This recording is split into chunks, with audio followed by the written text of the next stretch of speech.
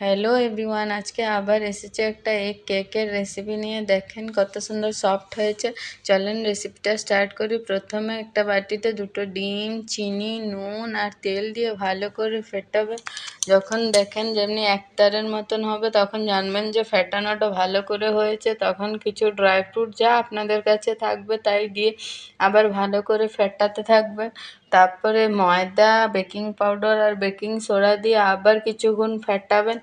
দেখেন যদি প্রয়োজন পড়ে তাহলে দুধ দেবেন, যদি না জলের ইউজ করবেন না। আমার লেগেছিল, আমি অল্প একটু দুধ দিয়ে ভালো করে যেমনি লম্পস থাকবে না অমনি করে ভালো করে ফেটিয়ে নিয়েছি। এখন আরেকটু দুধ দিয়ে ভ্যানিলা এসেন্স দিয়ে আবার ফেটিয়ে নিয়ে এখন একটা ট্রেতে দিয়ে ড্রাই ফ্রুট দিয়ে এখন মাইক্রোওয়েভে বসিয়ে দিয়েছি। দেখেন কত সুন্দর ফুলেছে আর খেতেও খুব টেস্ট হয়েছে। আশা করি আপনাদেরকে ভালো লাগবে, আর ভালো লাগলে প্লিজ একটু লাইক, শেয়ার, কমেন্ট করবেন।